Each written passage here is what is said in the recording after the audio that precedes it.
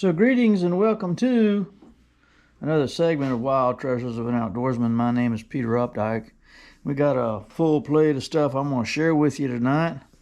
I want to encourage all of y'all to mark your calendar for the Wild Turkey Extravaganza at True Heart Ranch in Sumter County. I'll be there. I'll be peddling copies of my book, Wild Treasures of an Outdoorsman by Peter Montgomery Updike. I'll be selling them there. I'll have a little table set up. Now, if you come to the Turkey Extravaganza, you'll pay no money to get in. You'll pay no money to park. It's absolutely positively free. What you have there is you have vendors who are craftsmen. And these craftsmen are putting together turkey calls. All of these people are turkey hunters. Now, if you're interested in turkey hunting, and don't quite know how to go about it, especially on public land and this sort of thing, you can come to the Turkey Extravaganza and you can choose what kind of call you want to buy.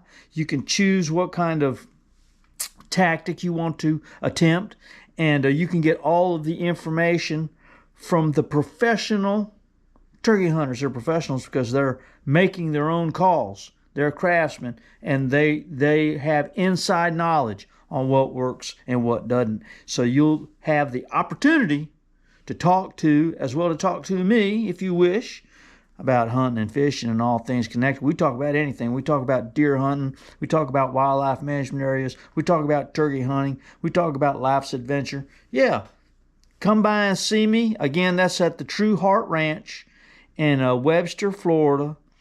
It'll be February 1st, 2nd, or 3rd, or January 31st. I don't know. It's a couple of months away. They've set a date, but I don't know what it is. But I look forward to seeing you. You can probably look it up on your smartphone, look it up on your computer. Again, that's the Wild Turkey Extravaganza at True Heart Ranch in Webster, Florida. Speaking of books, I've gotten a book in the mail. I want to share this with you. This book is written by Mike Buck Bowden. Now, you know Mike by his association with the meat eater Stephen Ranella.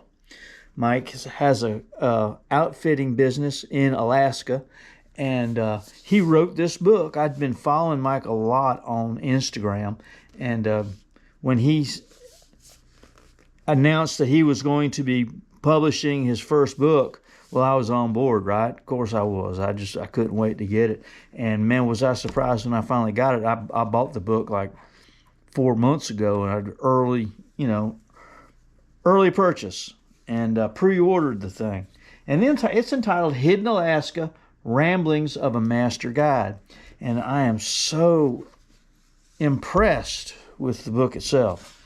And what I really like about it is it's a large book. It's a hard copy. It's easy to read. The print is big. And there's lots and lots and lots of pictures that he took.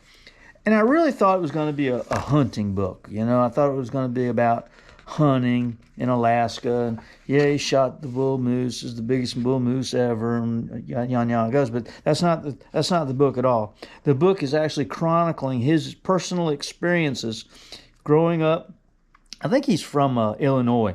And he moved out to Alaska when he was a teenager and made choices that led him to the lifestyle of a trapper, a bushman, a master guide, a bush pilot, and what an adventure. And all of these stories are documented in his book.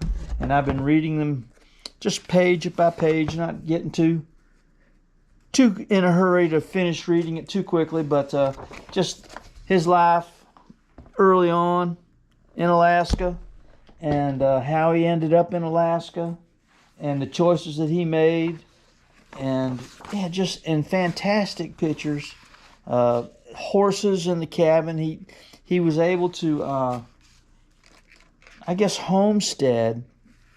I guess that's the phrase, where they go out and they just find a piece of land and they're able to buy it from the state and homestead the thing.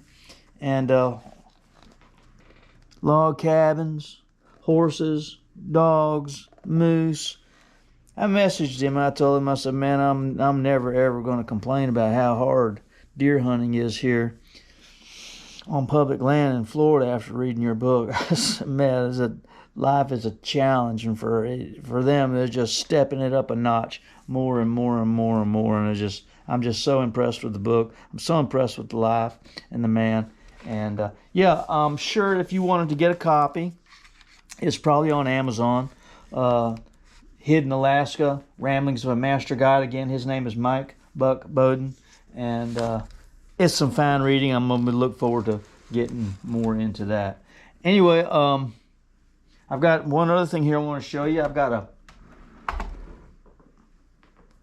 This is my Model 94 Winchester lever action rifle. I bought this gun in, I don't know, I suppose it was 1985.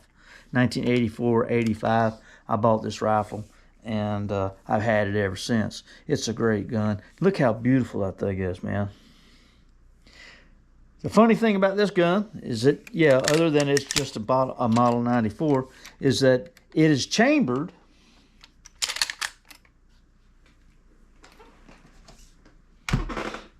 in Winchester 375. Now, that's like a straight cowboy cartridge. Look at that thing, man. It's cool. Really, really like it. The interesting thing, a lot of the lever actions that you buy nowadays have additional safety features, and of course, I'm not opposed to that, but this particular gun doesn't have it. The safety features that it does have, a lot of them have a block that go in front of the hammer when it's not with a safety button. So when you pull back, you got to take the safety off, and it moves the block away so that the hammer can fall on the firing pin. But this still has all the original safety features. This has what's called a half-cock safety. Now, if you've got a Winchester Model 94 or a Marlin, I think it's a 336, they both have what's called a half-cock safety, where it just, instead of, if you had a round chambered in the gun, you would not have the hammer resting on the firing pin. You would have the hammer at first click, like so. What that does is, if you accidentally bang the gun down on something and the hammer has a clear path to the pin and could discharge the firearm. So if you keep it at half cock like this, and then full cock, and then you can even let it back down on half cock, it's an added feature for safety. Of course, you can't fire it till it's fully cocked, right? And then you can let it back down at half cock safety. Also, it's got another feature that if the gun is fully cocked, but you don't have the lever secured down tightly, it won't fire. See, if I'm not holding the lever, it won't fire. I put my hand right, it doesn't take anything to hold it in, just like that, and bang, there you go. These are great guns. It ejects out of the top where a Marlin 30-30 ejects out the side, and that's something a little different. This rifle is a little bit narrower than a Marlin. The checkering on this gun is just off the chart. Beautiful. Look at that. Classic. I bought this gun. I think I probably paid like, I want to say $225 in 1985. Does that sound right? I also saw one of these rifles in Sportsman's Warehouse. They had in 410, a Model 94. In 410. It's pretty interesting. All right, so I'm going hunting tomorrow. I'm going to go tomorrow after work. And, I'm start to hunt in the afternoons a little bit. And then I'm going to hunt. I'm hunting, my schedule is to hunt Tuesday afternoons after work. And then on Thursday mornings. And then either Saturday or Sunday, whichever makes the most sense. And, I'm just taking my time, taking it slow, not getting in a hurry, just letting things play out, not getting too much stress over how many deer I'm seeing or how many deer I'm not seeing. I'm just going to go execute a good hunt. I'm going to plan my hunt. I'm going to plan and execute that plan. I'm not going to get sidetracked.